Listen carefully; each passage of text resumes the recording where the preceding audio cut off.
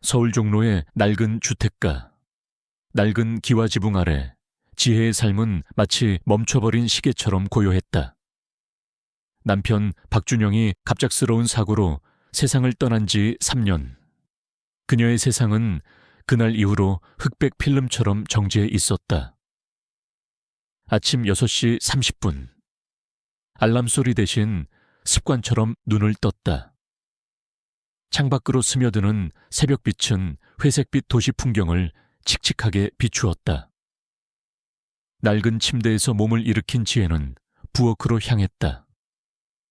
식탁 위에는 어제 저녁 먹다 남은 식은 찌개 냄비가 놓여 있었다.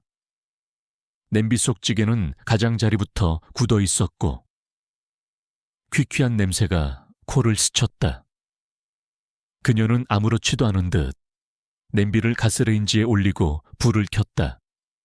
치익, 찌개가 데워지는 소리만이 텅 빈 집안에 울려 퍼졌다.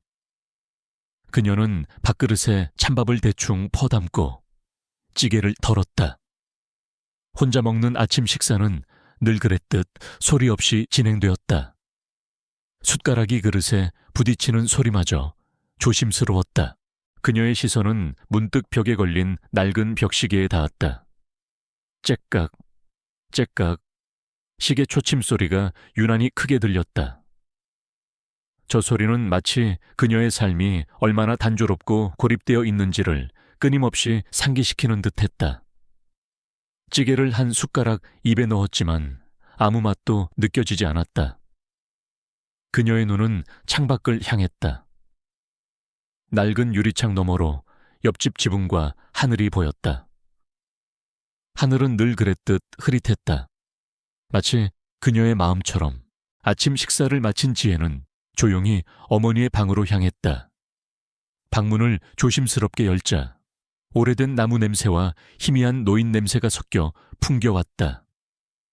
침대 위에는 김영숙 여사가 곤히 잠들어 있었다. 준영의 어머니이자 그녀의 유일한 가족. 알츠하이머 병은 영숙 여사의 기억을 조금씩 갉아먹었고 이제 그녀는 지혜를 알아보는 것조차 힘들어했다. 지혜는 조용히 이불을 다시 덮어주고 차가운 수건으로 어머니의 이마를 닦아주었다.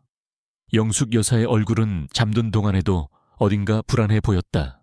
어머니 아침이에요. 지혜가 나지막이 불렀다. 영숙 여사는 천천히 눈을 떴다. 그녀의 눈동자는 흐릿했고 지혜를 알아보는데 시간이 걸리는 듯했다. 준영아. 지혜는 애써 미소 지었다. 어머니, 지혜예요. 준영이는 지금 일하러 갔어요. 아, 그래. 일하러 갔구나. 영숙 여사는 중얼거렸다. 그녀의 시선은 방 한쪽 벽에 닿았다. 낡은 벽지 위에 덧댄 낡은 신문지가 붙어있는 벽이었다. 그 벽을 볼 때마다 영숙 여사는 알 수 없는 불안감에 휩싸이곤 했다. 벽. 저 벽 뒤에 그림자, 조직, 감시. 그녀는 알아들을 수 없는 단어들을 중얼거렸다. 지혜는 어머니의 손을 잡았다. 손은 차갑고 마른 나뭇가지 같았다. 어머니, 아무것도 없어요. 괜찮아요. 영숙 여사는 지혜의 손을 꼭 잡았다. 지혜야, 너는 귀가 특별하지. 그녀의 말에 지혜는 순간 굳었다. 특별한 귀. 그것은 그녀가 평생을 숨겨왔던 비밀이었다. 그녀는 남들이 듣지 못하는 미세한 소리, 주파수, 진동까지 감지할 수 있었다. 어릴 적에는 그 능력을 주체하지 못해 고통스러워하기도 했지만 준영은 그녀의 능력을 세상의 모든 소리를 해독하는 선물이라고 말해주었다. 그는 그녀의 능력을 누구보다 이해하고 지지해 주었다. 준영이 죽은 후 그녀는 그 능력을 애써 외면하며 평범한 삶을 살려 노력했다. 어머니, 이제 아침 식사하실 시간이에요. 지혜는 애써 화제를 돌렸다. 그녀는 어머니를 조심스럽게 일으켜 세워 식탁으로 안내했다. 영숙 여사는 식탁에 앉아서도 벽을 힐끗거리며 불안한 시선을 거두지 못했다. 지혜의 일상은 반복되는 일의 연속이었다. 오전에는 집 근처 편의점에서 아르바이트를 했다. 좁은 편의점 안, 진열된 상품들 사이를 오가며 손님을 응대하고 물건을 정리했다. 어서 오세요. 입에 익은 인사를 건넸지만 그녀의 마음은 늘 텅 비어 있었다. 손님들의 대화, 계산대의 기계음, 냉장고의 웅웅거리는 소리, 모든 소리가 그녀의 귀에 너무나 선명하게 들려왔지만 그녀는 그 소리들 속에서 어떤 의미도 찾지 못했다. 점심시간이 되자 지혜는 편의점 옆 골목으로 나왔다. 낡은 담벼락 아래에는 길고양이 몇 마리가 웅크리고 있었다. 지혜는 주머니에서 미리 챙겨온 참치캔을 꺼냈다. 그녀의 주머니는 늘 텅 비어 있었지만 길고양이들을 위한 참치캔만은 잊지 않고 챙겼다. 참치캔을 따자 고소한 냄새가 퍼졌고 고양이들은 익숙한 듯 지혜에게 다가왔다. 아가들, 많이 먹어. 지혜는 나지막이 속삭였다. 고양이들이 허겁지겁 참치캔을 먹는 모습을 보며 지혜는 희미하게 미소 지었다. 비록 자신은 가진 것 없지만 작은 온기를 나눌 수 있다는 사실이 그녀에게는 소소한 위안이었다. 이 작은 행동은 그녀의 내면에 아직 따뜻한 온기가 남아있음을 보여주는 유일한 증거였다. 오후에는 동네 낡은 수선집에서 일했다. 삐걱거리는 재봉틀 소리가 가득한 수선집은 지혜에게 또 다른 도피처였다. 그녀는 바늘과 실을 능숙하게 다루며 옷을 수선했다. 달아해진 옷들이 그녀의 손에서 새 생명을 얻는 동안 그녀는 잠시나마 현실의 고통을 잊을 수 있었다. 옷감을 꿰매는 바늘땀처럼 그녀의 삶도 한 땀 한 땀 겨우 이어지고 있었다. 저녁이 되면 다시 집으로 돌아와 어머니의 저녁 식사를 준비했다. 영숙 여사는 여전히 불안정한 상태였다. 밥을 먹다가도 갑자기 숟가락을 떨어뜨리거나 알 수 없는 말들을 중얼거렸다. 벽 저편에 그림자, 준영아, 조심해. 그녀의 중얼거림은 지혜의 마음에 작은 돌멩이를 던지는 듯했다. 어머니의 말이 단순한 병세가 아닐지도 모른다는 막연한 불안감. 밤이 깊어지면 지혜는 작은 방에 홀로 앉아 멍하니 천장을 바라보았다. 낡은 천장에는 희미한 얼룩들이 마치 지도처럼 퍼져 있었다. 그녀의 손목에는 얇은 흉터가 길게 남아 있었다. 어릴 적 사고로 생긴 흉터. 준영은 이 흉터를 지혜의 비밀 지문이라고 부르곤 했다. 흉터는 가끔씩 저릿하게 통증을 주었고 그때마다 그녀는 알 수 없는 불안감에 휩싸였다. 그녀는 책상 서랍에서 낡은 회중시계를 꺼냈다. 준영이 생전에 늘 몸에 지니고 다니던 시계였다. 그가 죽은 날 이후로 시계는 멈춰 있었다. 지혜는 시계를 귀에 가져다 댔다. 째깍거리는 소리는 들리지 않았다. 그저 차가운 금속성 느낌만이 손에 전해졌다. 준영의 천이 사라진 것처럼 시계도 생명을 잃은 듯했다. 지혜는 시계를 든 채 창밖을 바라보았다. 밤하늘에는 별 하나 보이지 않았다. 그녀의 삶은 마치 이 밤하늘처럼 어둡고 막막했다. 그녀는 자신이 왜 이렇게 살아가야 하는지 끊임없이 자문했다. 남편은 떠났고 어머니는 병들었다.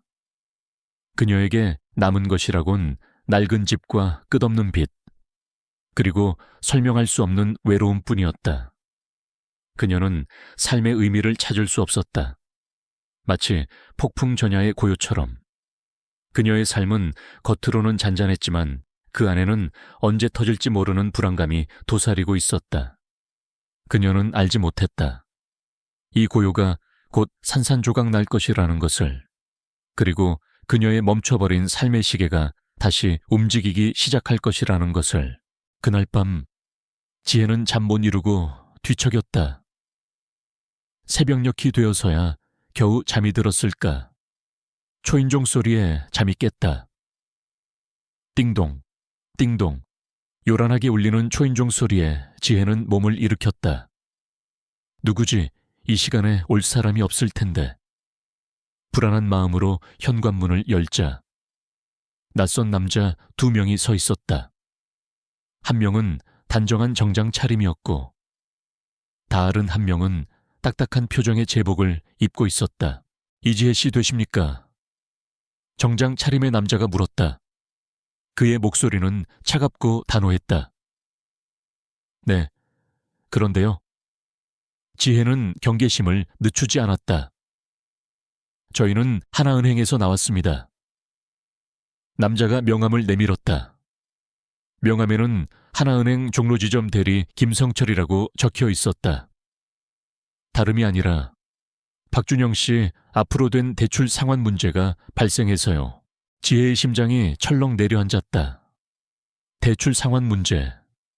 준영이 죽기 전에 사업 자금 명목으로 대출을 받았다는 것을 어렴풋이 알고 있었지만 이렇게 직접 찾아올 줄은 몰랐다. 무슨 문제라도 있나요? 박준영 씨가 사망하시면서 대출 상환이 불가능해졌고 담보로 설정된 이 주택이 다음 달 15일부로 경매에 넘어갑니다. 김성철 대리는 단호하게 말했다. 그의 말은 비수처럼 지혜의 심장을 꿰뚫었다. 네, 경매요. 갑자기 무슨 말씀이세요? 지혜의 얼굴에서 핏기가 가셨다. 이미 수차례 독촉장이 발송되었을 텐데요.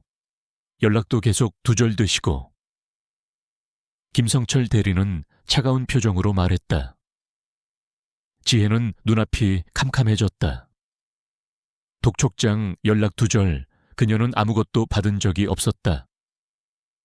준영이 죽은 후 그녀는 거의 모든 외부 활동을 단절하고 지냈기에 은행에 연락을 받지 못했을 가능성이 컸다. 어머니는 어떻게 해요? 지혜의 입에서 신음 같은 소리가 흘러나왔다. 어머니는 이 집이 아니면 안정을 찾지 못했다. 이 집은 영숙 여사의 평생의 보금자리이자 준영과의 추억이 깃든 유일한 공간이었다. 그것은 저희 소관이 아닙니다. 김성철 대리는 냉정하게 말했다. 법적인 절차에 따라 진행될 뿐입니다. 다음 달 15일까지 대출금을 상환하지 못하시면 법원 경매가 진행될 것입니다. 그는 마지막으로 서류 뭉치를 지혜에게 건네고 돌아섰다. 지혜는 멍하니 서류를 받아들었다. 서류 속 글자들은 춤을 추듯 흔들렸다. 경매, 집, 모든 것을 잃게 된다는 사실이 그녀의 머릿속을 맴돌았다. 현관문이 닫히자 지혜는 주저앉았다. 차가운 현관 바닥에 주저앉아 눈물만 흘렸다. 지난 3년간 억눌렀던 모든 슬픔과 절망이 한꺼번에 터져 나오는 듯했다. 이제 그녀에게는 아무것도 남지 않았다. 유일한 보금자리마저 빼앗길 위기에 처한 것이다. 그녀는 절규하고 싶었지만 목소리는 나오지 않았다. 그녀의 손목 흉터가 다시 저릿하게 아파왔다. 이번에는 이전과는 다른 강렬한 통증이었다. 마치 무언가가 그녀의 잠재된 감각을 깨우려는 듯했다. 뇌 속에서 미세한 주파수들이 혼란스럽게 뒤섞이는 것을 느꼈다. 지혜는 고개를 들고 벽을 바라보았다. 어머니가 늘 불안하게 바라보던 그 벽, 낡은 벽지 아래에는 무엇이 숨겨져 있을까? 어머니의 중얼거림, 준영의 죽음, 그리고 이제 집까지 빼앗길 위기. 이 모든 것이 우연일까? 지혜는 더 이상 주저할 수 없었다. 그녀는 이 상황을 벗어나야 했다. 어머니와 자신의 모든 것을 지키기 위해, 그리고 준영의 죽음에 얽힌 진실을 밝히기 위해 그녀는 이제 더 이상 도피하지 않을 것이었다. 그녀의 삶에 멈춰버린 시계가 다시 움직이기 시작할 차례였다. 그녀는 주먹을 꽉 쥐었다. 그 주먹 안에는 비록 보잘것없지만 그녀가 가진 모든 용기가 담겨 있었다. 지혜의 낡은 집 현관 바닥에 주저앉은 채 그녀는 손에 쥐어진 은행 서류를 멍하니 바라보았다. 경매라는 단어가 마치 차가운 쇠사슬처럼 그녀의 심장을 옥죄어왔다. 이 집은 단순한 주택이 아니었다. 준영과의 사랑이 시작되고 꽃피웠던 공간이자 영숙 여사의 평생의 안식처였다. 그리고 이 모든 것이 한 달 안에 사라질 위기에 처했다는 사실은 그녀의 모든 것을 송두리째 흔들었다. 지난 3년간 그녀는 준영의 죽음으로 인한 슬픔과 영숙 여사의 병간호로 인해 세상과의 소통을 거의 단절한 채 살아왔다. 우편함에 쌓여있던 독촉장들이 이제야 머릿속에 떠올랐다. 그녀는 그것들을 그저 스팸이나 광고지로 치부하고 제대로 확인하지 않았던 것이다. 자신의 무관심과 무지가 이 모든 비극을 초래했다는 자책감이 그녀를 덮쳤다. 한참을 그렇게 멍하니 앉아있던 지혜는 문득 영숙 여사의 방에서 들려오는 희미한 신음소리에 정신을 차렸다. 어머니. 그녀는 이제 이 집이 아니면 안정을 찾지 못했다. 익숙한 벽, 익숙한 냄새, 익숙한 공기만이 어머니의 불안정한 기억을 붙잡아두는 유일한 끈이었다. 이 집을 잃는다는 것은 어머니의 남은 삶마저 파괴하는 것과 같았다. 지혜는 이를 악물고 일어섰다. 눈물은 말랐지만 그녀의 눈빛은 전에 없이 강렬하게 타올랐다. 더 이상 주저앉아 있을 수 없었다. 울고 있을 시간도 없었다. 그녀는 준영이 남긴 빚을 갚고 어머니의 보금자리를 지켜내야 했다. 그리고 어쩌면 준영의 죽음과 이 빚이 단순한 사고가 아닐지도 모른다는 막연한 의심이 그녀의 마음 한켠을 파고들었다. 그녀는 당장 일자리를 찾아 나섰다. 편의점 아르바이트와 수선집 일로는 이 거액의 빚을 갚을 수 없다는 것을 잘 알고 있었다. 신문 구인란을 훑고 인터넷 취업 사이트를 뒤졌다. 하지만 마땅한 일자리를 찾기란 쉽지 않았다. 학력도 경력도 변변치 않은 그녀에게 고소득 일자리는 그림의 떡이었다. 며칠 밤낮으로 잠 못 이루며 일자리를 찾던 지혜의 눈에 우연히 작은 구인 광고 하나가 들어왔다. 미래그룹 김성현 회장님 사모님, 개인 운전기사 모집 상시 대기, 숙식 제공 가능, 급여 협의 후 최고 대우. 미래그룹. 대한민국에서 손꼽히는 재벌 그룹 중 하나였다. 회장님의 개인 운전기사라니 지혜는 자신의 처지에는 어울리지 않는 자리라고 생각했지만 지푸라기라도 잡는 심정으로 지원서를 제출했다. 서류 심사에 통과할 것이라고는 기대조차 하지 않았다. 놀랍게도 다음 날 그녀에게 면접을 보러 오라는 연락이 왔다. 지혜는 믿기지 않았다. 면접 당일 그녀는 옷장 속에 박혀있던 유일한 정장 원피스를 꺼내 입고 거울 앞에 섰다. 낡고 색이 바랜 정장은 그녀의 초라한 현실을 더욱 부각시키는 듯했다. 하지만 그녀는 애써 마음을 다잡았다. 이지혜, 넌 할 수 있어. 어머니를 위해서라도. 면접 장소는 미래그룹 본사가 아닌 서울 강남의 한 고급 레스토랑이었다. 지혜는 난생 처음 발을 들여보는 고급스러운 분위기에 주눅이 들었다. 번쩍이는 샹들리에, 은은한 음악, 그리고 격식을 갖춘 직원들. 이 모든 것이 그녀의 삶과는 너무나도 동떨어져 있었다. 면접관은 다름 아닌 박지우 비서였다. 날카로운 눈매와 단정한 외모의 젊은 남자였다. 그는 미래그룹 김성현 회장의 그림자처럼 움직이는 최측근 비서로 알려져 있었다. 박 비서는 지혜를 위아래로 훑어보더니 차갑고 건조한 목소리로 질문을 시작했다. 이지혜 씨, 경력도 전무하시고 이런 고급 차량 운전 경험도 없으신데 왜 지원하셨습니까? 그의 목소리에는 불신과 함께 미세한 조롱이 섞여 있었다. 지혜는 애써 침착함을 유지하려 노력했다. 죄송합니다. 제가 내세울 만한 경력은 없습니다.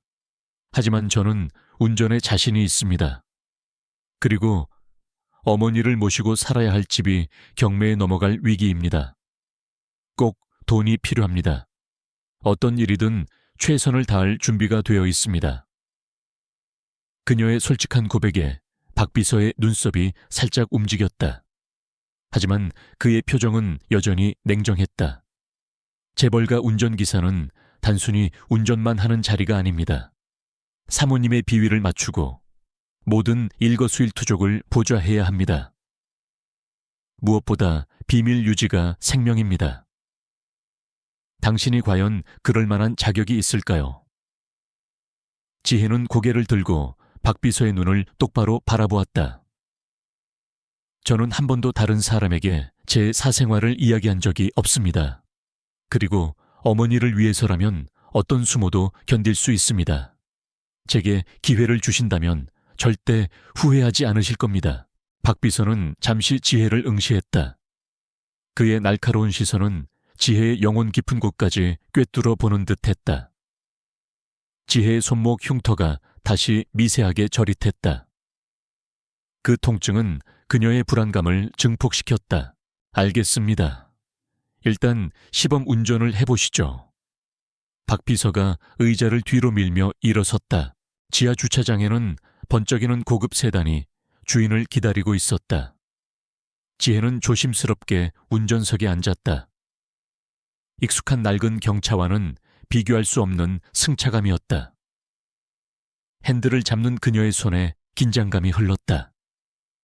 박 비서는 조수석에 앉아 그녀의 모든 움직임을 주시했다. 자, 출발하시죠. 서울 시내를 한 바퀴 돌아보겠습니다. 박 비서가 말했다. 지혜는 시동을 걸고 천천히 주차장을 빠져나왔다.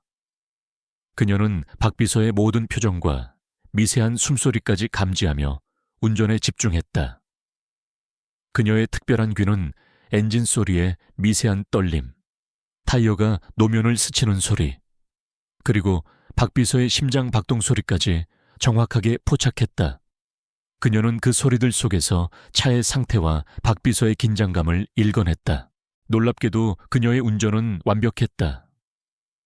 부드러운 코너링, 정확한 차선 변경, 그리고 막히는 도심 속에서도 흔들림 없는 안정적인 운행. 그녀는 마치 도로와 하나가 된 듯 움직였다. 이는 단순한 운전 실력이 아니었다.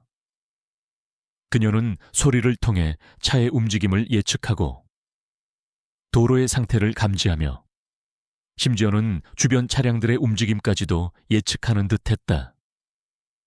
박 비서는 처음에는 무표정하게 앉아 있었지만 점차 그의 얼굴에 놀라움의 빛이 스쳤다. 그는 지혜의 운전 실력에 감탄한 듯 보였다. 운전은 꽤 하는군요. 박 비서가 마지못해 인정했다. 하지만 운전 실력만으로는 안 됩니다. 이지혜 씨에게는 재벌계에 대한 이해와 경험이 전혀 없어요. 배우겠습니다. 시키는 대로 뭐든지 배우고 해내겠습니다. 지혜는 절박하게 말했다. 박 비서는 잠시 침묵했다. 그는 무언가 생각하는 듯했다. 그리고 마침내 입을 열었다. 일단 합격입니다. 지혜는 자신의 귀를 의심했다. 합격 믿을 수 없었다. 하지만 조건이 있습니다. 일주일간 시용 기간입니다. 그 기간 동안 당신의 모든 것을 평가할 겁니다. 불평 없이 시키는 모든 일을 완벽하게 해내야 합니다. 그리고 가장 중요한 것, 사모님과의 관계입니다. 박 비서가 강조했다. 저희 사모님은 좀 까다로우십니다.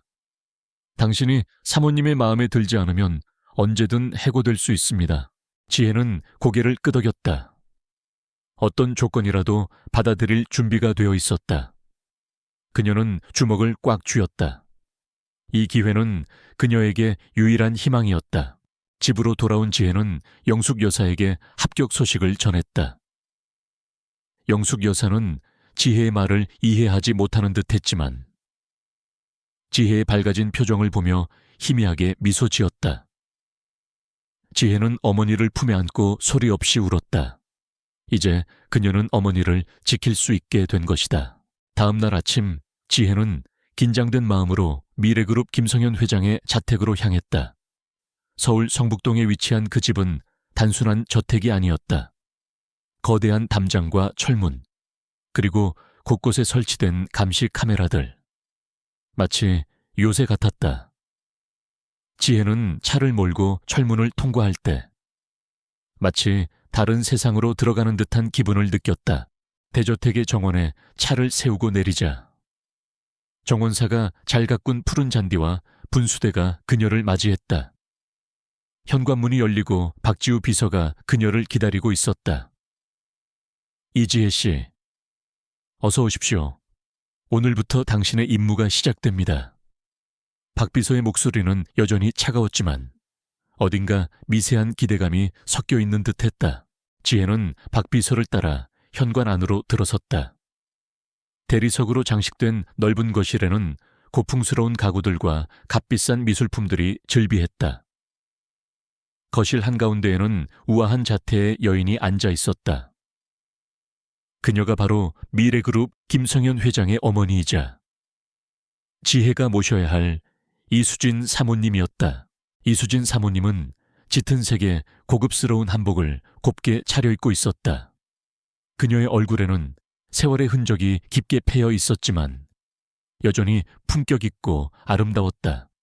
하지만 그녀의 눈빛은 어딘가 차갑고 공허해 보였다. 그녀는 지혜를 흘끗 보더니 박 비서에게 무심하게 말했다. 새로운 운전기사인가 얼굴이 좀 낯이 있군. 박 비서는 지혜를 사모님께 소개했다. 사모님, 오늘부터 사모님을 모실 운전기사 이지혜 씨입니다. 지혜는 허리를 깊숙이 숙여 인사했다. 안녕하십니까. 사모님, 운전기사 이지혜입니다. 잘 부탁드립니다. 이수진 사모님은 아무 말 없이 지혜를 응시했다. 그녀의 시선은 지혜의 얼굴에서 천천히 내려와 지혜의 왼쪽 손목에 닿았다. 지혜는 겨울에도 재봉 일을 하느라 손목을 드러내는 옷을 즐겨 입었다. 그녀의 손목에는 얇고 희미하지만 분명한 초승달 모양의 흉터가 선명하게 드러나 있었다. 이수진 사모님의 눈동자가 미세하게 흔들렸다. 그녀의 얼굴에서 차갑던 표정이 순식간에 사라지고 경악과 충격, 그리고 알 수 없는 슬픔이 뒤섞인 표정으로 변했다. 그녀의 입술이 미세하게 떨렸다. 그녀는 천천히 자리에서 일어나 지혜에게 다가왔다. 그녀의 눈은 오직 지혜의 손목 흉터에 고정되어 있었다. 이 흉터는 설마. 그녀의 목소리는 극도로 떨렸다. 지혜는 영문을 몰라 당황했다. 사모님의 반응에 그녀의 심장이 빠르게 뛰기 시작했다. 그녀는 본능적으로 자신의 손목을 가리려 했지만 이미 늦었다. 이수진 사모님은 지혜의 손목을 와락 움켜쥐었다. 그녀의 손은 차가웠지만 떨림은 매우 격렬했다. 이 흉터는 우리 지민이 흉터야. 그 순간 이수진 사모님의 눈에서 굵은 눈물이 주르륵 흘러내렸다. 그녀는 지혜의 손목을 놓지 않은 채 그 자리에서 주저앉아 통곡하기 시작했다. 지민아, 내 딸 지민아. 그녀의 울음소리는 대저택의 정막을 깨뜨리며 처절하게 울려 퍼졌다. 지혜는 너무나 당황하여 아무 말도 할 수 없었다. 지민 이수진 사모님의 입에서 흘러나온 낯선 이름, 그리고 그녀의 손목 흉터를 보고 터져나온 사모님의 오열. 지혜는 알 수 없는 거대한 소용돌이에 휘말리고 있음을 직감했다. 이 흉터는 도대체 무엇을 의미하는 걸까? 그리고 이 오열 속에 숨겨진 진실은 무엇일까? 그녀의 삶은 이제 돌이킬 수 없는 방향으로 흘러가기 시작했다. 이수진 사모님의 절규는 대저택의 넓은 거실을 가득 채웠다. 그녀의 목소리는 슬픔과 충격으로 갈라져 있었고 지혜의 손목을 움켜쥔 손은 미세하게 떨렸다. 지혜는 당혹감에 어찌할 바를 몰랐다. 낯선 이름 지민과 사모님의 처절한 오열이 그녀의 심장을 강하게 두드렸다. 자신의 손목에 새겨진 흉터가 이토록 거대한 파장을 일으킬 줄은 상상조차 하지 못했다. 멀리서 이 모든 상황을 지켜보던 박지우 비서와 김성현 회장의 얼굴에는 경악과 혼란이 스쳐 지나갔다. 박 비서는 사모님의 갑작스러운 통곡에 당황한 듯했지만 이내 냉철한 표정으로 돌아와 김성현 회장에게 고개를 끄덕였다. 김성현 회장은 날카로운 시선으로 지혜의 손목과 오열하는 어머니를 번갈아 바라보았다. 그의 눈빛에는 지혜에 대한 불신과 함께 알 수 없는 의문이 가득했다. 그는 지혜가 자신의 어머니에게 어떤 영향을 미쳤는지 혹은 숨겨진 의도가 있는 것은 아닌지 의심하는 듯 보였다. 어머니 진정하세요. 김성현 회장이 급히 다가와 이수진 사모님을 부축하려 했다. 도대체 왜 이러십니까? 저 운전기사에게 무슨 짓이라도 한 겁니까? 그의 목소리에는 날선 경계심이 담겨 있었다. 이수진 사모님은 김성현 회장의 손길을 뿌리치며 여전히 지혜의 손목을 놓지 않았다. 성현아, 이 흉터는 지민이 흉터와 똑같아. 지민이가 살아있어. 내 딸 지민이가. 그녀는 숨이 넘어갈 듯 흐느꼈다. 김성현 회장의 얼굴은 더욱 굳어졌다. 지민이라는 이름은 그의 얼굴에 깊은 그림자를 드리웠다. 그는 사모님을 강제로 일으켜 세우려 했지만 이수진 사모님의 집착은 상상 이상이었다. 어머니, 진정하세요. 지민이는 이미 오래전에 죽었습니다.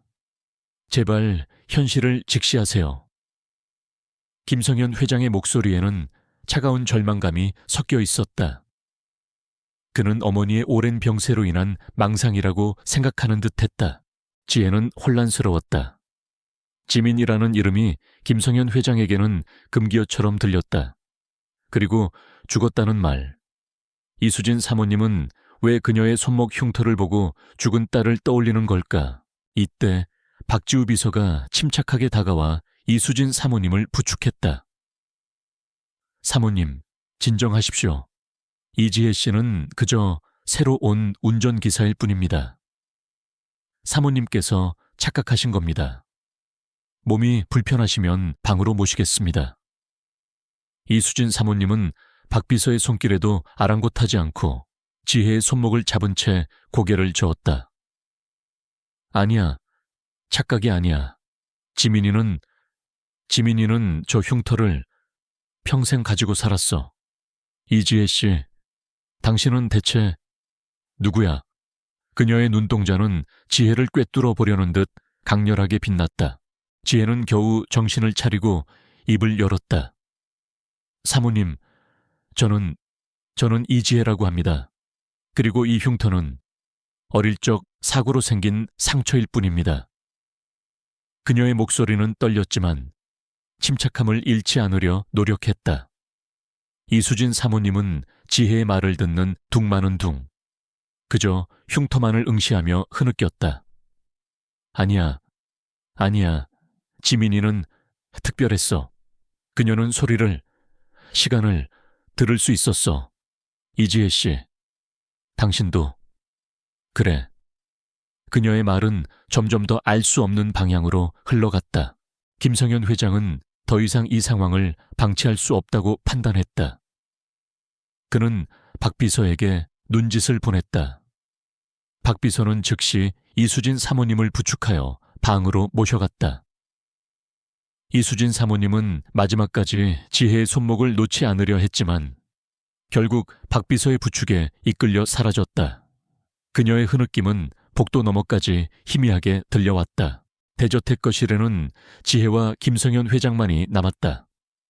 정적만이 흐르는 가운데 김성현 회장의 차가운 시선이 지혜에게 꽂혔다. 그는 지혜의 손목 흉터를 한번 훑어보더니 낮은 목소리로 물었다. 이지혜 씨, 대체 무슨 짓을 했기에 우리 어머니가 저렇게까지 흥분하시는 겁니까? 그의 목소리는 얼음장처럼 차가웠다. 아무것도 하지 않았습니다. 회장님, 그저 제 손목 흉터를 보시고 갑자기 저렇게 되셨을 뿐입니다. 지혜는 애써 침착하게 대답했다. 어머니는 알츠하이머를 앓고 계십니다. 종종 환각과 망상에 시달리시죠. 당신의 흉터가 돌아가신 제 여동생의 흉터와 비슷하다는 이유만으로 저렇게까지 흥분하시다니. 보통 일은 아니군요. 김성현 회장의 눈빛은 의심으로 가득했다. 그는 지혜가 일부러 어머니의 병세를 이용하려 한 것은 아닌지 경계하는 듯 보였다. 오해십니다. 회장님, 저는 정말 아무것도 모릅니다. 지혜는 억울한 마음에 목소리가 떨렸다. 모른다, 모르는 사람이 갑자기 우리 어머니를 저렇게 만들었다는 말입니까? 김성현 회장의 목소리가 한층 높아졌다. 당신이 이곳에 온 목적이 무엇입니까? 운전기사 자리가 아닌 다른 속셈이 있는 것은 아닙니까? 지혜는 충격을 받았다. 그의 의심은 그녀의 순수한 의도마저 부정하고 있었다. 저는 그저 돈이 필요해서 온 것뿐입니다. 어머니와 살던 집이 경매에 넘어갈 위기에 처해서 정말입니다. 회장님. 김성현 회장은 지혜의 말을 믿지 않는 듯했다. 그는 팔짱을 끼고 지혜를 뚫어지라 응시했다. 당신 어딘가 모르게 수상해. 박비서 이지혜 씨의 신원을 다시 한번 철저히 조사해봐. 그의 명령에 박비서가 다시 거실로 들어왔다. 박비서는 지혜를 한번 훑어보더니 고개를 끄덕였다. 알겠습니다. 회장님, 즉시 진행하겠습니다. 박비서는 지혜를 따로 불러냈다. 그의 표정은 여전히 냉정했지만 어딘가 미묘한 변화가 있었다. 그는 지혜의 운전 실력에 감탄했었기에 그녀의 갑작스러운 해고를 원치 않는 듯했다. 이지혜 씨, 회장님 말씀 들으셨죠? 사모님께는 절대 이상한 말씀을 드리거나 사모님의 기억을 자극하는 행동을 해서는 안 됩니다.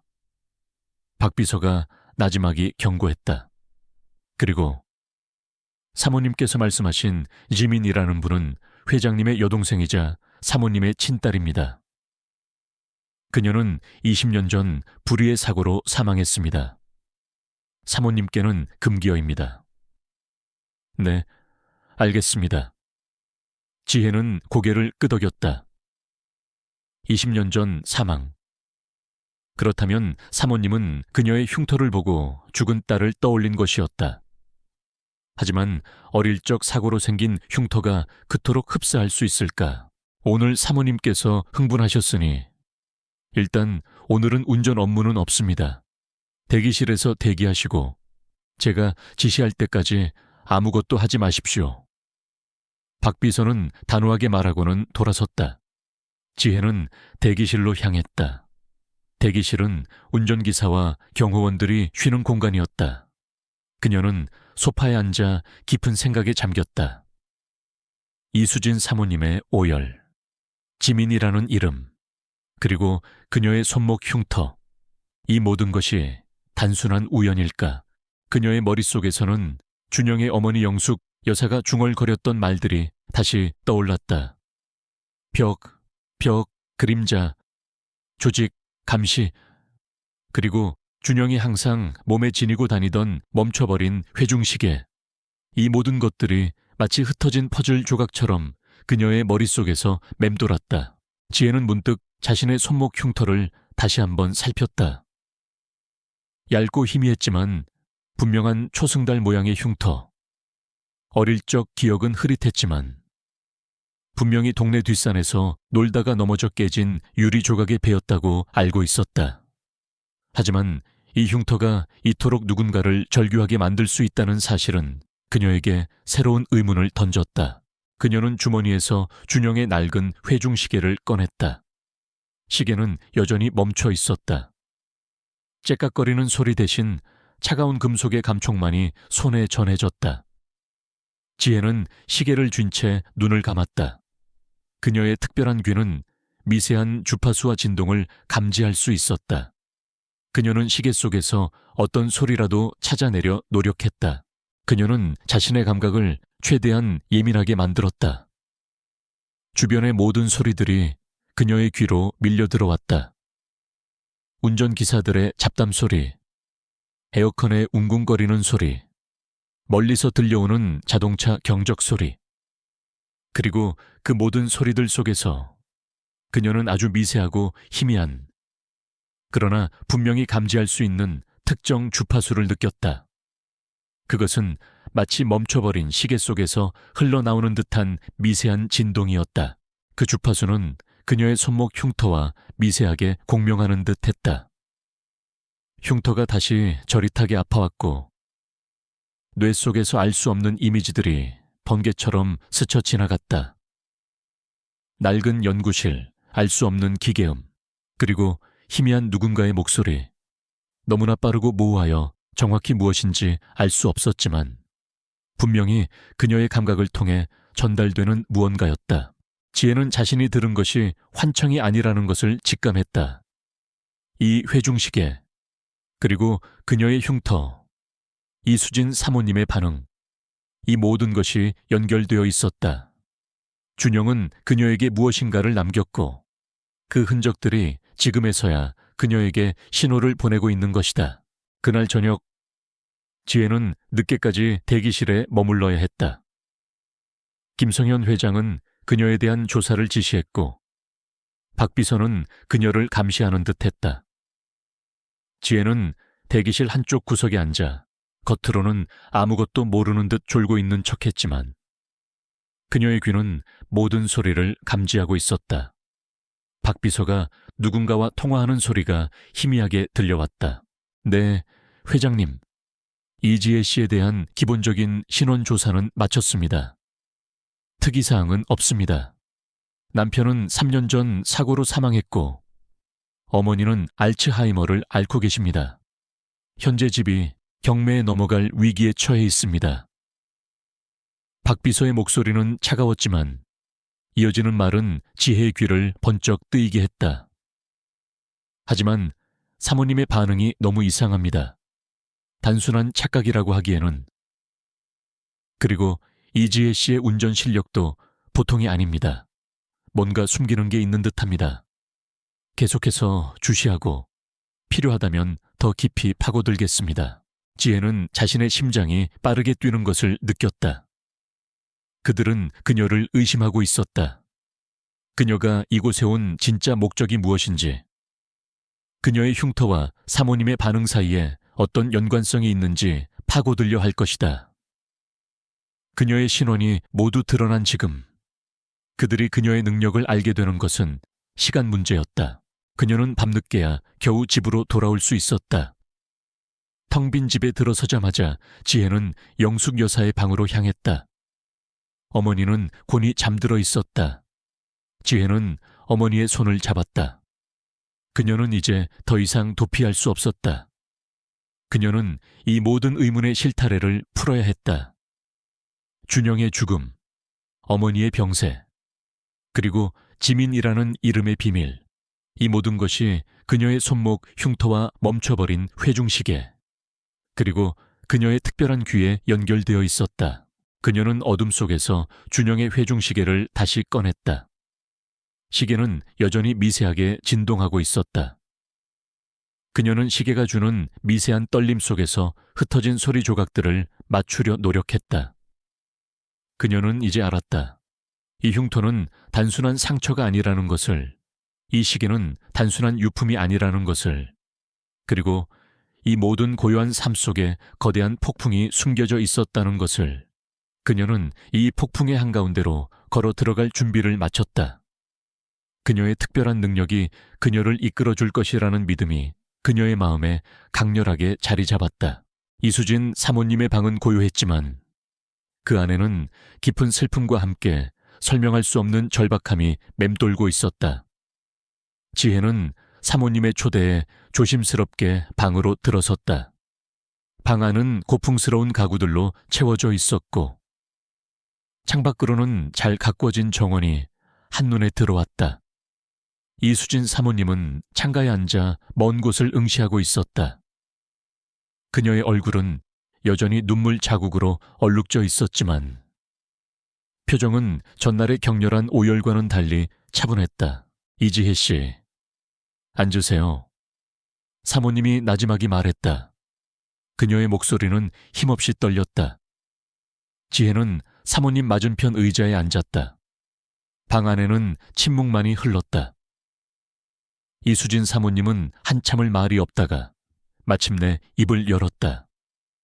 당신의 손목 흉터 다시 한번 보여줄 수 있겠어요.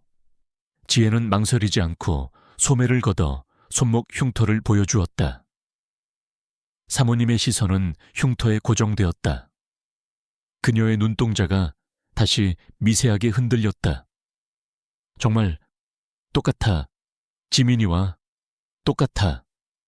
사모님의 목소리는 끓어오르는 감정을 억누르는 듯했다. 내 딸 지민이, 그녀도 당신처럼 이 흉터를 가지고 태어났어. 선명한 초승달 모양의 흉터. 그녀의 왼쪽 손목에도 똑같이 있었지. 지혜는 숨을 들이켰다.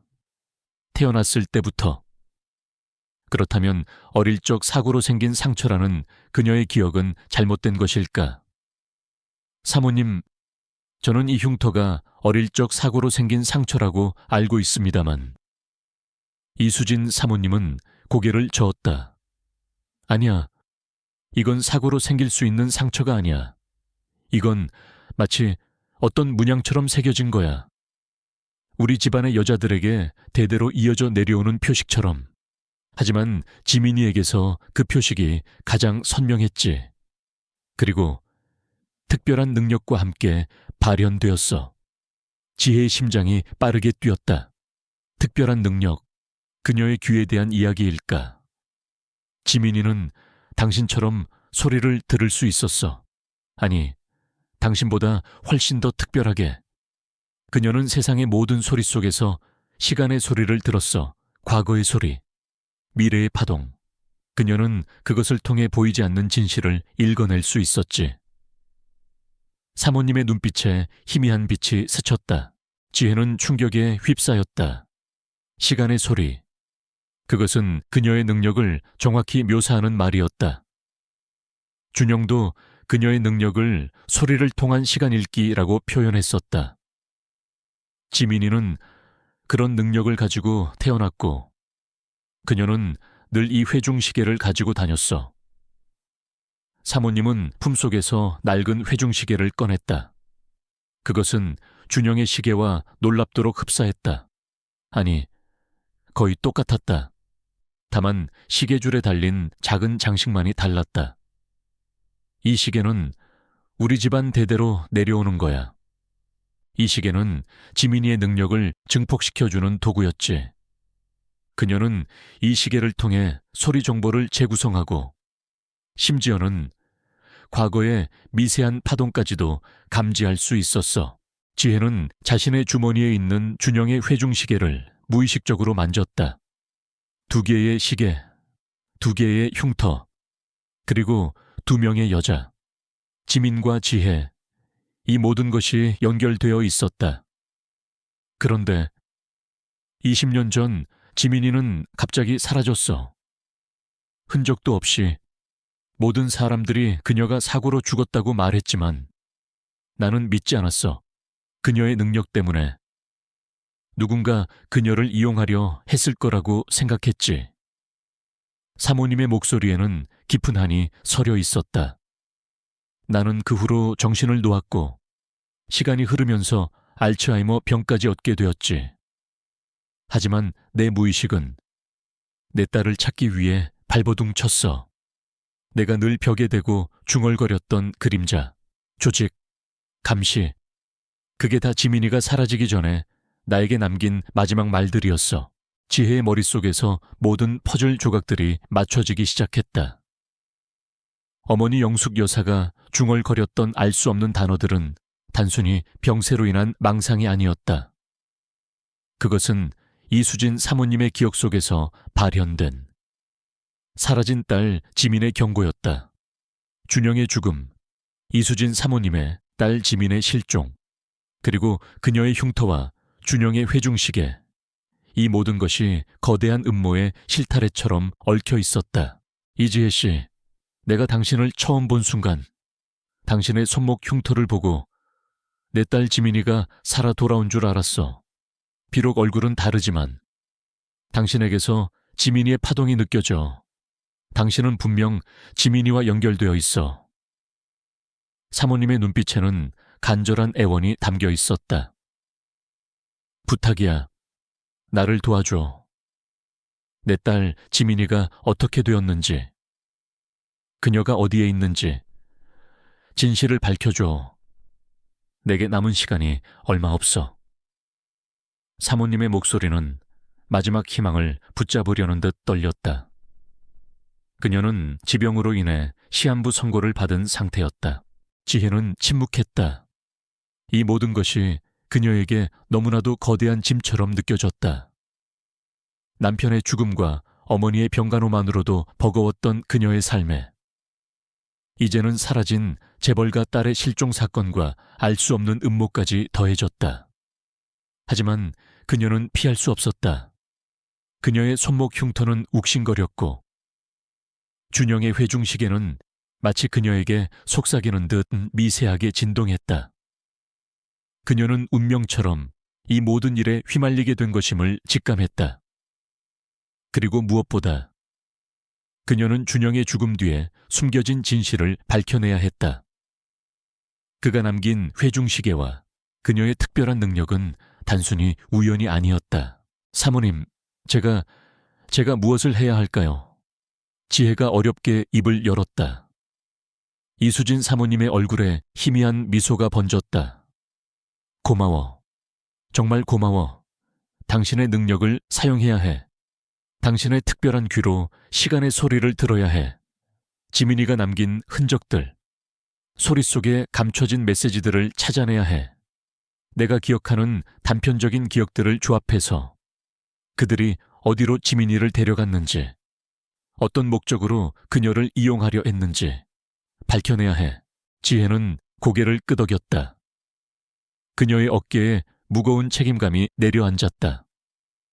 그녀는 이제 단순한 운전기사가 아니었다. 사라진 소녀의 흔적을 쫓는 탐정이자 잊혀진 진실을 밝혀낼 유일한 열쇠였다.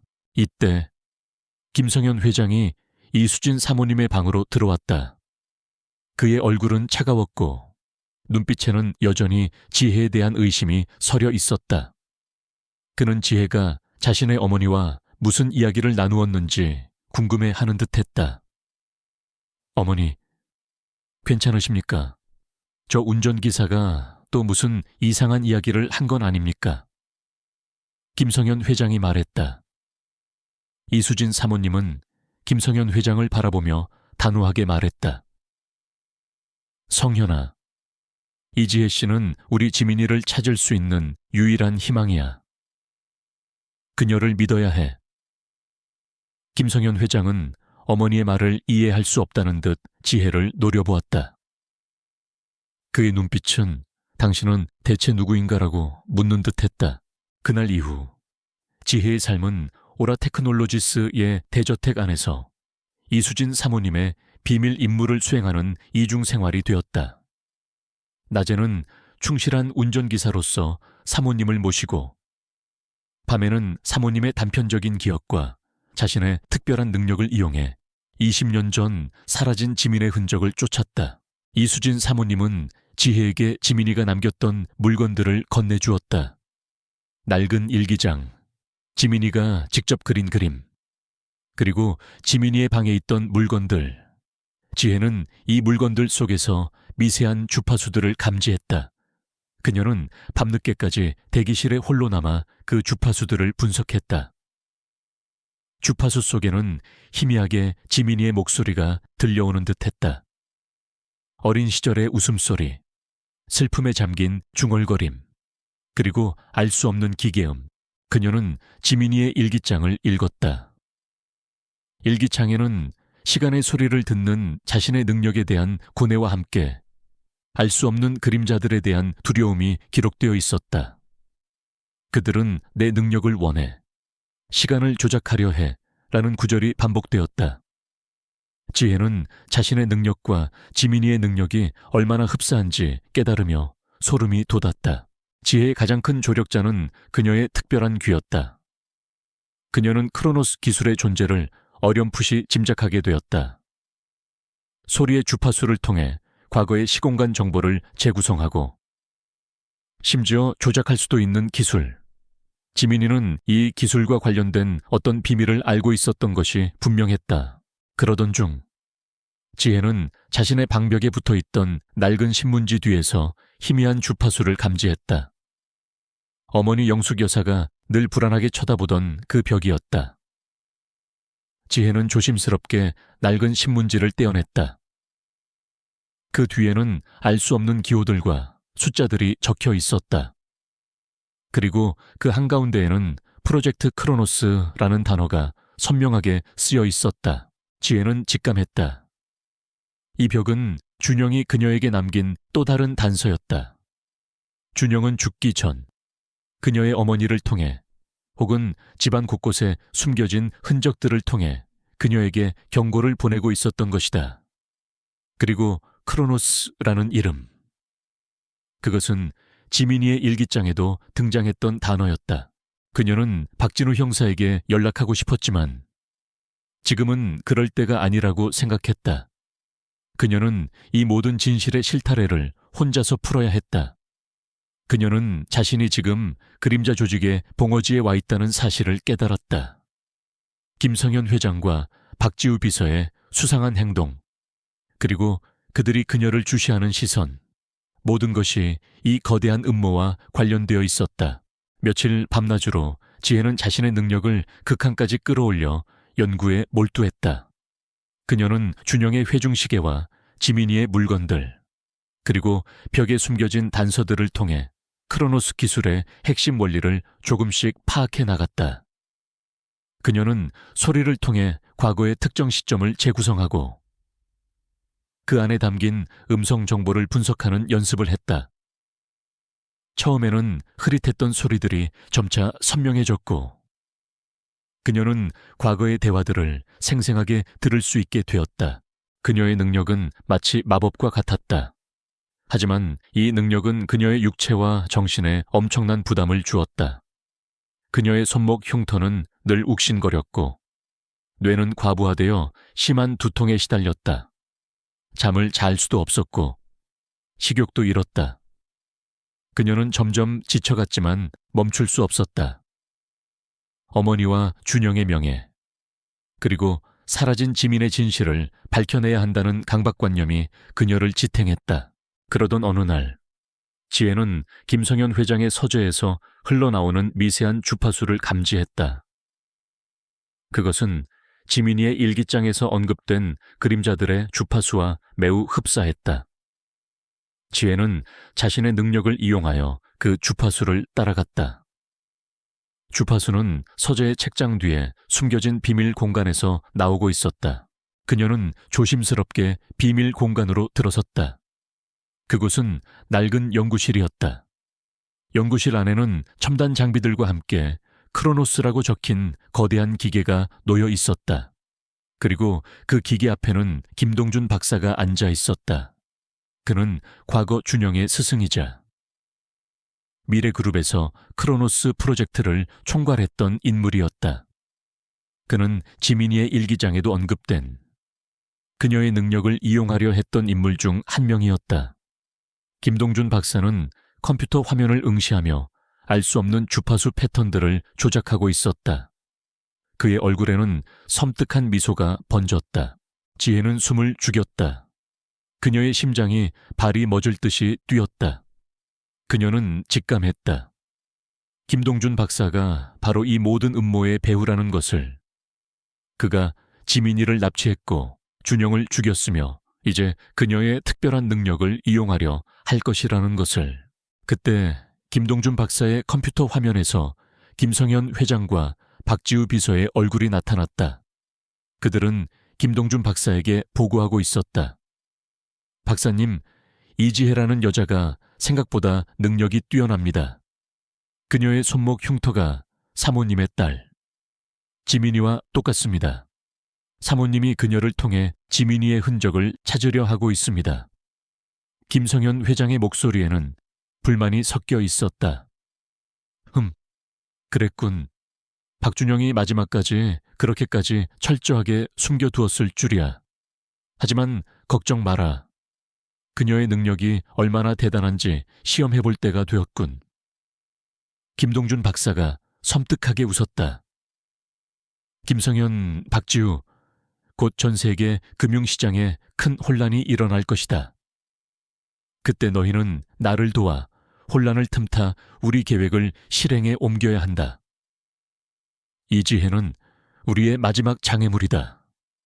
그녀는 반드시 제거되어야 한다. 지혜는 충격에 몸을 떨었다. 김성현 회장과 박지우 비서가 김동준 박사와 한패였다니 그들은 그녀를 감시하고 그녀의 능력을 시험하려 했던 것이다. 그녀는 블랙 오페라라는 이름이 단순히 백도윤의 작전명이 아니었음을 깨달았다. 그것은 김동준 박사가 꾸민 거대한 음모의 시작에 불과했다. 그녀는 이제 혼자가 아니었다. 그녀는 이 거대한 그림자와 맞서 싸워야 했다. 지혜는 그 자리에서 벗어나려 했지만 그녀의 움직임을 김동준 박사가 감지했다. 누구냐? 김동준 박사가 소리쳤다. 지혜는 숨을 죽였다. 그녀의 심장이 폭발할 듯 뛰었다. 극한의 시험이 시작되었다. 김동준 박사의 날카로운 외침이 비밀 연구실의 정적을 갈랐다. 지혜의 심장은 쿵쾅거렸지만 그녀는 본능적으로 몸을 숨겼다. 등 뒤에서는 차가운 금속성 소리가 들려왔다. 김동준 박사가 자신의 책상 서랍에서 무언가를 꺼내는 소리였다. 지혜는 자신의 능력을 극한까지 끌어올려 주변의 모든 소리에 집중했다. 그의 심장 박동 소리, 거친 숨소리, 그리고 손에 들린 물건의 미세한 움직임까지 감지했다. 그것은 총이었다. 누구냐? 당장 나와라. 그렇지 않으면 발포하겠다. 김동준 박사의 목소리에는 광기마저 서려 있었다. 지혜는 이대로 숨어 있을 수 없다는 것을 알았다. 그녀는 자신의 존재를 드러내고 그와 정면으로 맞서야 했다. 어둠 속에 몸을 숨긴 채 그녀는 준영의 회중시계를 꽉 쥐었다. 시계는 마치 그녀에게 용기를 불어넣는 듯 미세하게 떨리고 있었다. 그녀는 심호흡을 하고 어둠 속에서 걸어 나왔다. 김동준 박사의 눈은 경악으로 크게 뜨였다. 이지혜, 네가 어떻게 이곳을... 그의 얼굴에는 놀라움과 함께 분노가 번졌다. 박사님, 모든 것을 알고 있습니다. 프로젝트 크로노스, 지민이, 그리고 준영 씨의 죽음까지. 지혜는 떨리는 목소리로 단호하게 말했다. 김동준 박사는 비웃듯이 코웃음을 쳤다. 네가 감히... 주제넘게 박준영은 내게 아무것도 알려주지 못했을 거다. 그는 완벽하게 파괴되었으니까. 그의 손이 총을 꽉 쥐었다. 어차피 여기까지 온 이상 너도 박준영과 같은 운명을 맞이하게 될 것이다. 그가 총을 겨누는 순간 지혜의 손목 흉터가 뜨겁게 달아올랐다. 그녀의 뇌 속에서는 수많은 주파수들이 폭풍처럼 휘몰아쳤다. 지민이의 목소리, 준영의 목소리, 그리고 김동준 박사가 조작하던 크로노스 기계의 주파수, 이 모든 것이 뒤섞이며 그녀의 머리를 강타했다. 하지만 지혜는 이 혼돈 속에서 질서를 찾으려 노력했다. 그녀는 준영이 회중식에 숨겨두었던 진실 주파수를 떠올렸다. 박사님, 당신은 착각하고 있습니다. 준영 씨는 모든 것을 남겼습니다, 제게. 제게 모든 것을 알려주었어요. 지혜는 소리쳤다. 그녀는 자신의 능력을 이용하여 김동준 박사가 조작하고 있던 크로노스, 기계의 주파수를 교란하기 시작했다. 김동준 박사의 컴퓨터 화면이 갑자기 지직거렸다. 화면 속에 복잡한 주파수 패턴들이 일그러지기 시작했다. 그는 당황한 듯 키보드를 두드렸지만 이미 늦었다. 지혜의 능력이 그의 시스템을 흔들고 있었다. 감히 내 시스템을 건드리다니, 건방진 것. 김동준 박사는 분노의 찬 목소리로 총을 발사했다. 총알이 지혜의 귓가를 스쳐 지나갔다. 그녀는 본능적으로 몸을 피했지만 김동준 박사의 눈빛은 더욱 광적으로 변했다. 그는 미친 듯이 총을 난사하기 시작했다. 지혜는 몸을 던져 책상 뒤로 피했다. 탕 총소리가 좁은 연구실을 뒤흔들었다. 그때 지혜의 귀에 김성현 회장과 박지우 비서의 목소리가 희미하게 들려왔다. 그들은 연구실 문 밖에서 김동준 박사의 지시를 기다리고 있었다. 박사님, 무슨 일입니까? 안에서 총소리가... 김성현 회장의 목소리에는 초조함이 섞여 있었다. 이지혜라는 쥐새끼가 침입했다. 당장 들어와서 그녀를 처리해라. 김동준 박사가 고함을 질렀다. 지혜는 시간이 없다는 것을 알았다. 그녀는 몸을 숨긴 채 자신의 모든 감각을 크로노스 기계에 집중했다. 그녀의 손목 흉터는 마치 거대한 안테나처럼 빛을 내뿜는 듯했고 준영의 회중시계는 뜨겁게 달아올랐다. 그녀는 시계 속에서 흘러나오는 준영의 진실 주파수를 완벽하게 감지했다. 그것은 김동준 박사가 사용하던 조작 주파수와는 다른 순수하고 강력한 파동이었다. 지혜는 자신의 능력을 이용해 그 진실 주파수를 크로노스 기계에 주입하기 시작했다. 그녀의 뇌는 과부하되기 시작했고 코피가 흘러내렸다. 온몸의 신경이 찌릿거렸지만 그녀는 멈추지 않았다. 그녀는 준영이 남긴 마지막 메시지를 세상에 드러내야 했다. 그 순간 크로노스 기계에서 거대한 섬광이 터져 나왔다. 연구실 전체가 환한 빛으로 가득 찼다. 김동준 박사는 눈을 가리고 비명을 질렀다. 그리고 그 빛과 함께 연구실 안에 설치된 대형 스크린의 영상이 나타나기 시작했다. 그 영상은 김동준 박사가 이정수와 백도윤을 조종하여 크로노스 기술을 악용하는 모습부터 시작되었다. 그는 준영의 연구를 가로채고 지민이의 능력을 이용하기 위해 그녀를 납치했으며 준영이 자신의 음모를 알아채자 그를 살해하고 사고사로 위장하는 장면까지 모든 것이 적나라하게 담겨 있었다. 김동준 박사는 준영이 개발한 진실 주파수의 존재를 알지 못했고 그 주파수가 자신의 모든 음모를 폭로할 것이라고는 상상조차 하지 못했던 것이다. 영상은 계속해서 흘러나왔다. 김동준 박사는 김성현 회장과 박지우 비서를 포함한 미래그룹의 고위 관계자들에게 자신의 음모를 설명하고 그들을 회유하여 자신의 편으로 만드는 장면도 포함되어 있었다. 그는 미래그룹을 장악하고 크로노스 기술을 통해 전 세계 금융시장과 정치 시스템을 조종하려는 거대한 야망을 가지고 있었다. 그의 입에서 나온 모든 말들은 이제 명백한 증거가 되어 스크린에 재생되고 있었다. 그는 자신이 세상을 지배할 완벽한 시나리오를 짰다고 확신하며 비웃고 있었다. 세상은 결국 소수의 강자들에 의해 지배되어야 한다. 약자들은 그저 따라오면 될 뿐. 크로노스는 그 완벽한 도구가 될 것이다. 바로 그때 연구실 문이 쾅 하고 부서지며 김성현 회장과 박지우 비서 그리고 경찰 특공대원들이 들이닥쳤다. 박진우 형사가 선두에 서 있었다. 그는 지혜가 보낸 마지막 경고 신호를 감지하고 급히 출동한 것이었다. 김동준 박사 체포한다. 박진우 형사가 외쳤다. 김동준 박사는 스크린에 재생되는 자신의 음모를 보고 경악했다. 그는 자신이 완벽하게 숨겼다고 생각했던 모든 비밀이 백일에 드러나자 미친 듯이 웃기 시작했다. 하하하, 이지혜 박준영, 결국 너희가 이겼다고 생각하나 어리석은 것들, 이 세상은 절대 변하지 않아. 인간의 욕망은 끝이 없으니까. 그는 마지막 발악으로 크로노스 기계를 향해 손을 뻗었다. 모든 데이터를 파괴하고 자신이 가진 모든 것을 세상에서 지워버리려는 듯했다. 하지만 지혜가 이미 진실 주파수를 통해 시스템을 장악한 상태였다.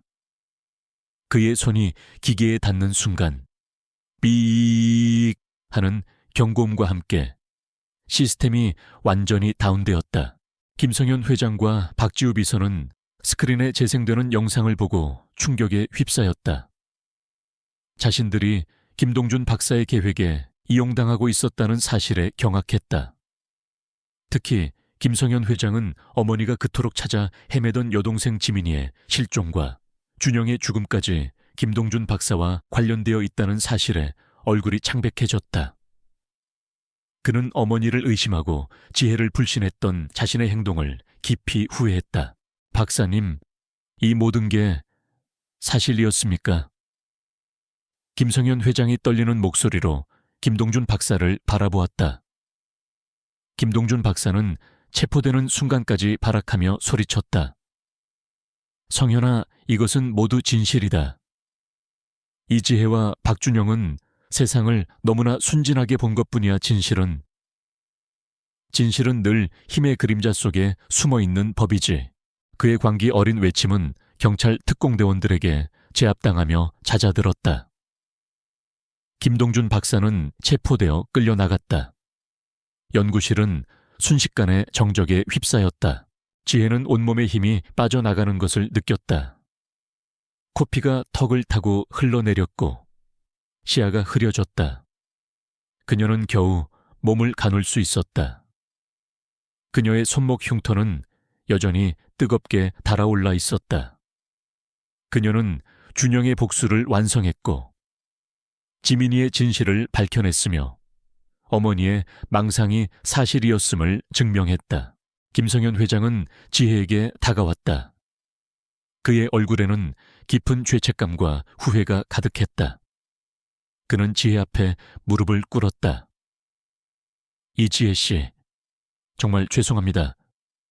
제가 어머니를 믿지 못했고 당신을 의심했습니다. 제 어리석음이 이 모든 진실을 늦게 밝히게 했습니다. 제 동생 지민이 그리고 박준영 씨까지 정말 죄송합니다. 김성현 회장은 고개를 숙인 채 흐느꼈다. 박지우 비서도 지혜에게 다가와 고개를 숙였다. 이지혜 씨, 저도 정말 죄송합니다. 제가 회장님의 명령에 따라 당신을 의심하고 조사했습니다. 제 불찰입니다. 지혜는 그들을 용서한다는 듯 고개를 끄덕였다. 그녀의 얼굴에는 지친 기색이 역력했지만 그녀의 눈빛은 흔들림 없이 빛났다. 그녀는 복수심이나 분노보다는 모든 진실이 밝혀졌다는 사실에 대한 안도감으로 가득 차 있었다. 박진우 형사가 지혜에게 다가왔다. 이지혜 씨, 괜찮으십니까? 정말 대단합니다.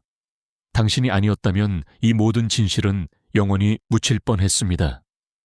지혜는 희미하게 미소 지었다. 형사님, 이제 모든 것이 끝난 걸까요? 박진우 형사는 김동준 박사가 끌려나간 문을 바라보았다. 끝이겠죠. 아마도요. 그의 목소리에는 미세한 불확실성이 섞여 있었다. 그는 그림자 조직의 뿌리가 생각보다 깊을 수도 있다는 것을 직감하는 듯했다. 지혜는 준영의 회중시계를 꽉 쥐었다. 시계는 이제 고요하게 제 역할을 다한 듯 움직임을 멈췄지만 그 안에는 준영의 희생과 그녀의 용기가 영원히 새겨져 있었다. 그녀는 알았다. 진실을 밝히는 것은 단순히 악을 물리치는 것을 넘어 잊혀진 이들의 목소리를 세상에 들려주는 것이라는 것을. 그녀의 싸움은 끝났지만 이제 그녀는 새로운 시작을 맞이할 준비가 되어 있었다. 김동준 박사의 체포 소식은 재계와 학계를 넘어 전국을 뒤흔들었다. 미래그룹의 명성과 함께 그 뒤에 숨겨진 크로노스, 기술의 존재와 인간의 욕망을 조종하려 했던 음모가 백일에 드러났다. 언론은 연일 이 거대한 스캔들을 대서특필했고 사건의 중심에 선 이지혜의 이름은 세상에 알려졌다. 그녀는 한순간의 용감한 진실 폭로자이자 잊혀진 능력을 가진 영웅으로 떠올랐다. 미래그룹의 김성현 회장은 모든 진실을 대중에게 공개하는 용단을 내렸다. 그는 기자회견을 통해 김동준 박사가 자신의 스승이자 오랫동안 존경했던 학자였음을 밝히며 그에게 속아 크로노스 프로젝트를 지원하고 심지어 이지혜를 의심했던 자신의 과오를 솔직하게 인정했다. 그의 고백은 대중에게 깊은 인상을 남겼고 미래그룹은 위기 속에서도 신뢰를 회복하는 계기를 마련했다. 이수진 사모님은 김동준 박사의 체포 소식을 듣자마자 그동안 억눌렸던 슬픔과 분노를 쏟아냈다. 그녀는 정신과 전문의의 도움을 받으며 과거 지민이를 잃었던 아픔과 김동준 박사에게 속았던 배신감을 조금씩 치유해 나갔다. 지혜는 매일 사모님을 찾아가 그녀의 이야기를 들어주고 지민이의 흔적을 함께 되짚으며 어머니를 위로했다. 사모님은 이제 지혜를 자신의 딸처럼 아끼고 의지했다. 그녀는 지혜의 손목 흉터를 볼 때마다 눈물을 흘렸지만 그 눈물 속에는 슬픔뿐만 아니라 지민이의 흔적을 찾은 안도감과 지혜에 대한 깊은 고마움이 섞여 있었다. 가장 놀라운 변화는 지혜의 시어머니 김영숙 여사에게 찾아왔다. 김동준 박사의 체포 소식이 전해진 후 영숙 여사의 병세는 기적처럼 호전되기 시작했다. 그림자 조직의 음모가 밝혀지고 준영의 죽음 뒤에 숨겨진 진실이 드러나자 그녀의 무의식을 억누르던 거대한 압박감이 사라진 듯했다. 그녀는 이제 더 이상 벽을 보며 불안해하지 않았다. 가끔씩 과거의 기억이 희미하게 돌아와 지혜를 알아보았고 우리 지혜, 고생 많았지. 이제 다 괜찮아 라며 손을 꼭 잡았다. 비록 완전히 회복된 것은 아니었지만 그녀의 눈빛에는 과거의 고통 대신 평화가 깃들어 있었다. 지혜는 시어머니의 얼굴에서 준영의 모습을 찾아볼 때마다 마음 한켠이 아려왔지만 동시에 따뜻한 위로를 받았다. 그녀는 시어머니에게 더 이상 숨길 것이 없다는 사실에 안도했다. 박진우 형사는 김동준 박사의 구속 이후 그림자 조직의 잔당들을 완전히 소탕하기 위해 밤낮 없이 수사에 매달렸다. 그는 김동준 박사와 연루된 정치인, 기업인, 학자들을 샅샅이 조사하여 그들의 비리와 음모를 밝혀냈다. 이 과정에서 지혜의 시간의 소리 연구소는 결정적인 증거 분석을 제공하며 혁혁한 공을 세웠다. 과거의 음성 기록을 재구성하고 특정 주파수에서 숨겨진 메시지를 추출하는 크로노스 기술은 수사에 없어서는 안 될 핵심 도구가 되었다. 박진우 형사는 지혜를 단순한 협력자가 아닌 진정한 파트너이자 깊이 신뢰하는 친구로 여기게 되었다. 김성현 회장은 약속대로 이지혜에게 크로노스 기술을 인류에게 이로운 방향으로 발전시킬 것을 제안했다.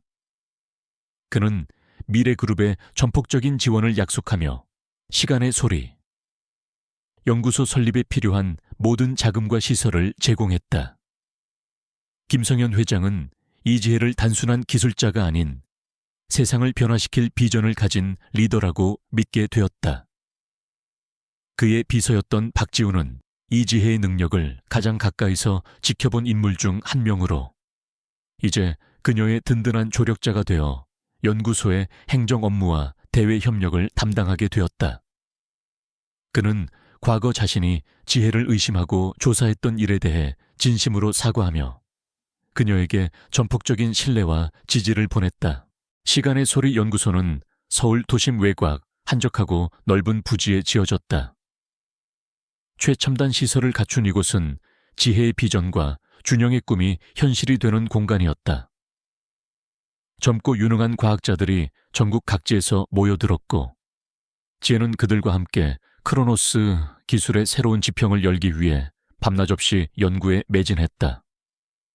그녀는 더 이상 재봉틀을 돌리지 않았지만 그녀의 손은 여전히 섬세하고 능숙했다. 이제 그녀는 기술의 바늘땀을 통해 세상을 치유하는 일을 하고 있었다. 연구소의 주요 연구 분야는 다음과 같았다. 뇌기능 활성화 및 질병치료 특정 주파수를 이용해 알츠하이머 환자의 뇌기능을 활성화시키고 인지기능을 향상시키는 연구. 이는 김영숙 여사의 회복에도 크게 기여했다. 청각장애인 재활기술 소리 파동을 분석하여 청각세포를 자극하고 청력을 부분적으로 복원하는 기술 개발. 이는 난청으로 고통받는 수많은 사람들에게 희망을 주었다. 과거 음성기록 재구성 역사적 미스터리를 밝히고 범죄 현장의 음성 증거를 분석하여 사건을 해결하는 데 기여하는 기술. 이는 박진우 형사의 수사에 결정적인 도움을 주었다.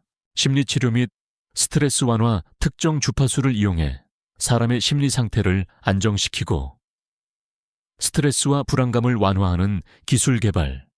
크로노스가 악용될 뻔했던 잠재의식 조작 기술을 치유의 파동으로 역전시킨 것이었다. 지혜의 곁에는 늘 든든한 조력자들이 함께했다.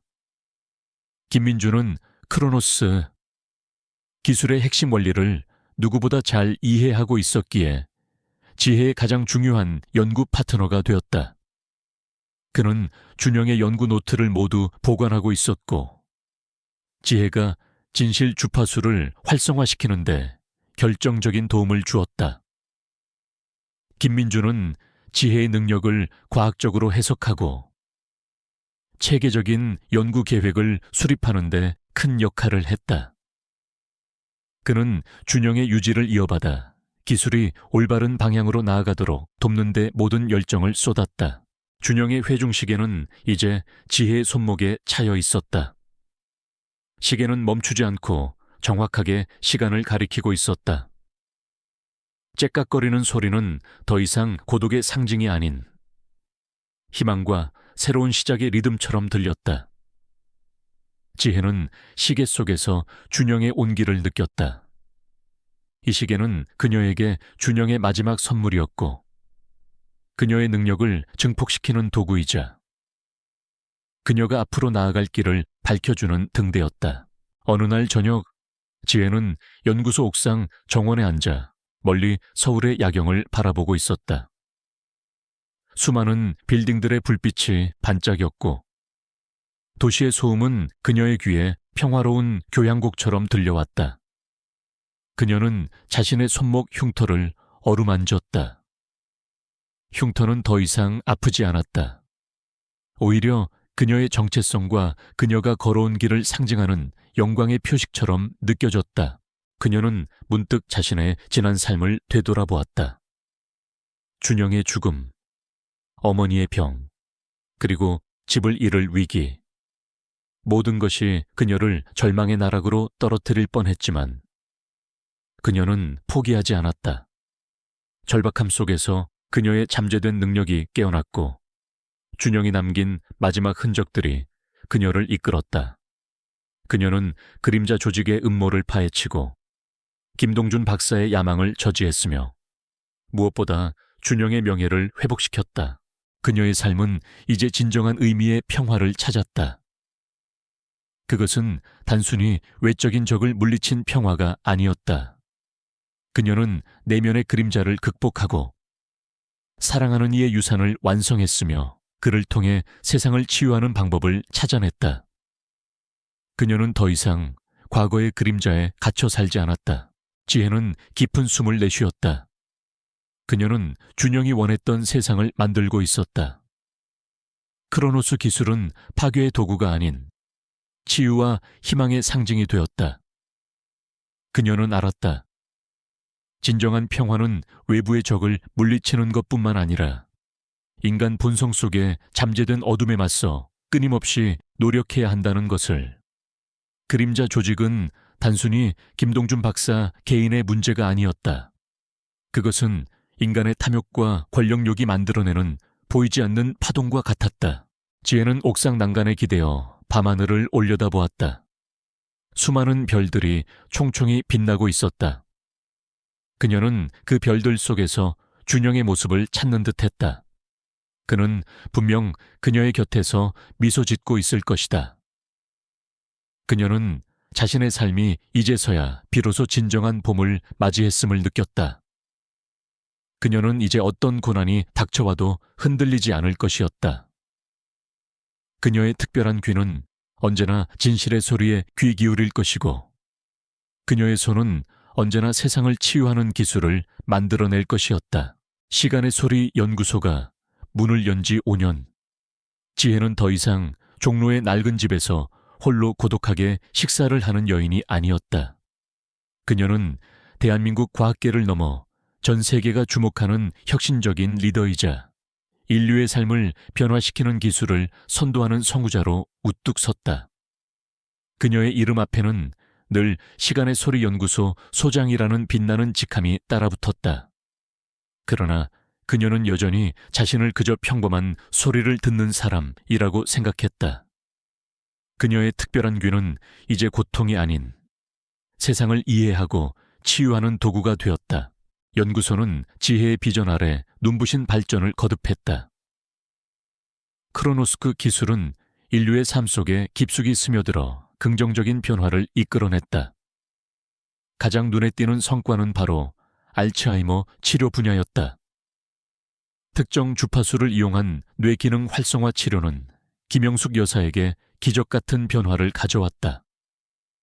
영숙 여사는 이제 병상에서 일어나 연구소 옥상 정원을 거닐고 지혜와 함께 따뜻한 차를 마시며 지난날의 행복했던 기억들을 이야기할 수 있게 되었다. 비록 모든 기억이 온전히 돌아온 것은 아니었지만 그녀의 눈빛은 생기로 가득했고 지혜를 향한 따뜻한 사랑은 변함이 없었다. 우리 지혜, 내 덕분이야. 네가 이뤄낸 일이야. 영숙 여사가 지혜의 손을 잡으며 나지막이 속삭일 때마다 지혜의 마음속에는 따뜻한 감동이 밀려왔다. 어머니의 회복은 지혜에게 가장 큰 보상이었다.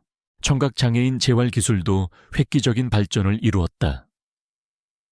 크로노스 기술을 응용한 보청기는 기존 보청기의 한계를 뛰어넘어 소리의 파동을 섬세하게 조절하여 청각세포를 직접 자극함으로써 난청으로 고통받던 수많은 이들에게 다시금 소리의 세계를 선물했다. 첫 소리를 듣고 감격의 눈물을 흘리는 아이들의 모습은 연구소 직원들에게 가장 큰 보람이었다.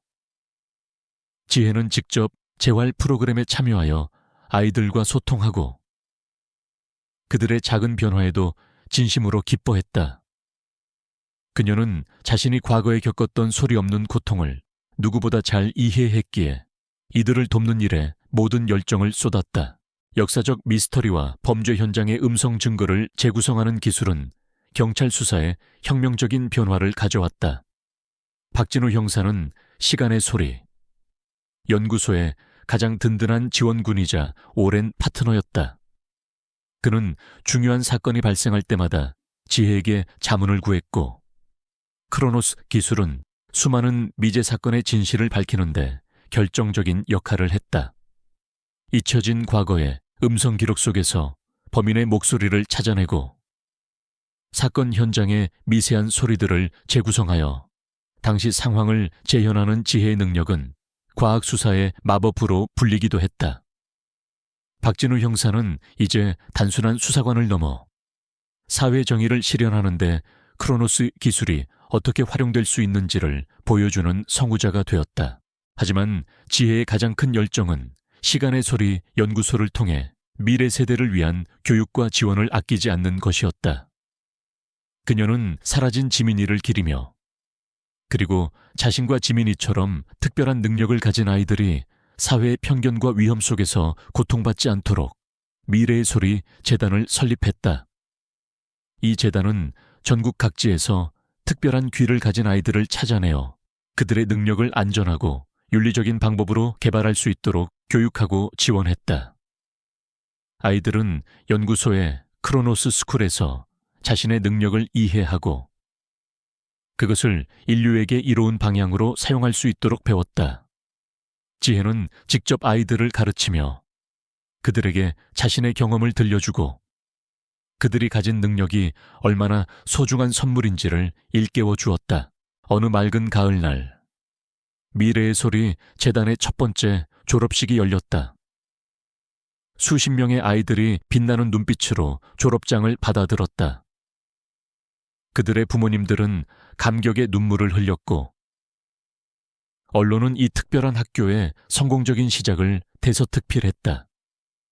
지혜는 연단에 서서 감동적인 연설을 했다. 저는 한때 제 능력을 저주했습니다. 남들이 듣지 못하는 소리 때문에 고통받았고 세상의 모든 소음이 저를 괴롭혔습니다. 그러나 제 남편 박준영은 제 능력을 세상의 모든 소리를 해독하는 선물이라고 말해 주었습니다. 그리고 그의 어머니 김영숙 여사는 제가 이 능력을 통해 잃어버린 진실을 찾을 수 있다고 믿어주셨습니다. 그녀는 잠시 말을 멈추고 객석에 앉아있는 영숙 여사와 이수진 사모님을 바라보았다. 두 어머니는 눈물을 글썽이며 지혜에게 따뜻한 미소를 보냈다. 사랑하는 우리 아이들, 그리고 이곳에 모인 모든 분들, 세상에는 우리가 듣지 못하는 수많은 소리들이 존재합니다. 과거의 속삭임, 현재의 울림, 그리고 미래의 파동, 이 모든 소리는 우리에게 진실과 희망을 전합니다. 중요한 것은 그 소리에 귀 기울일 줄 아는 마음입니다.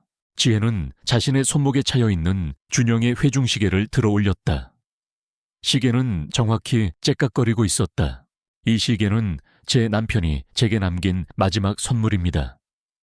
그는 이 시계 속에 진실 주파수를 숨겨두었습니다. 그 진실 주파수는 김동준 박사의 모든 음모를 폭로하고 저에게 새로운 삶을 선물했습니다. 그는 저에게 진정한 시간의 소리를 듣는 법을 가르쳐 주었습니다. 그녀는 회중시계를 든 채 자신의 손목 흉터를 살짝 드러냈다. 흉터는 마치 그녀의 영혼처럼 빛나고 있었다. 이 흉터는 저에게 고통의 상징이었지만 이제는 제가 걸어온 길과 제가 지켜낼 것들을 상징하는 표식이 되었습니다.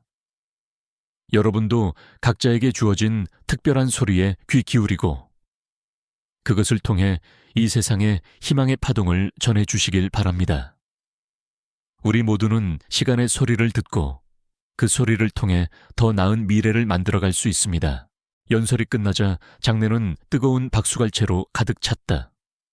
지혜는 연단에서 내려와 아이들 한 명 한 명을 안아주었다. 그들의 작은 어깨를 두드리며 그녀는 속삭였다. 너희들은 이 세상을 바꿀 수 있는 힘을 가지고 있단다. 너희들의 소리를 두려워하지 마. 저녁이 되자 지혜는 박지우 비서와 함께 연구소 옥상 정원으로 향했다. 옥상 정원에는 작은 텃밭이 생겼고 지혜는 그곳에서 직접 채소를 길렀다. 그녀는 텃밭에서 갓 딴 상추를 손에 들고 환하게 웃었다. 박 비서님, 저녁 식사 준비하실 시간이에요. 오늘은 신선한 채소로 만든 비빔밥 어떠세요? 박지우 비서는 빙그레 웃었다. 좋습니다. 소장님, 직접 키우신 채소라니 더 맛있을 것 같습니다. 그들은 함께 비빔밥을 만들었다. 연구소 직원들과 함께한 식사는 늘 활기차고 따뜻했다. 더 이상 고독한 식탁은 없었다. 그녀의 주변은 언제나 사랑과 웃음소리로 가득했다. 김민주는 그녀의 옆에서 크로노스, 기술의 새로운 응용 분야에 대해 열정적으로 이야기했고 박진우 형사는 최근 해결된 사건에 대해 설명하며 유머를 던졌다. 식사를 마친 후 지혜는 옥상 난간에 기대어 서울의 야경을 바라보았다. 도시의 불빛은 밤하늘을 수놓았고 멀리 한강의 물결은 고요하게 빛났다. 그녀는 자신의 손목에 차여 있는 준영의 회중시계를 가만히 응시했다. 시계는 끊임없이 째깍이며 시간을 만들어내고 있었다. 그것은 단순한 시간이 아니라 사랑과 희망, 그리고 무한한 가능성의 시간이었다. 지혜는 깊은 숨을 내쉬었다. 그녀의 삶은 이제 진정한 두 번째 봄을 맞이했다. 고통과 절망 속에서 피어난 이 봄은 그녀에게 잃어버렸던 모든 것을 되찾아 주었고 새로운 삶의 의미를 선물했다. 그녀는 이제 더 이상 어둠 속에 숨겨진 진실을 두려워하지 않았다. 그녀의 특별한 귀는 언제나 세상의 가장 고요한 곳에서 울려 퍼지는 진실의 파동에 귀 기울일 것이고, 그녀의 손은 그 진실을 통해 더 나은 세상을 만들어갈 것이었다.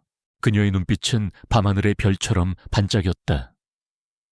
그녀는 준영이 꿈꾸던 세상을 만들어가고 있었다.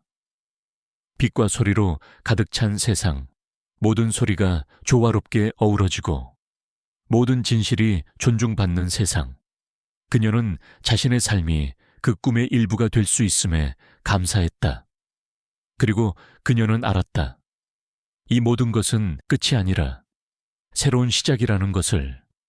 시간의 소리는 계속될 것이고 그녀의 이야기는 영원히 이어질 것이라는 것을.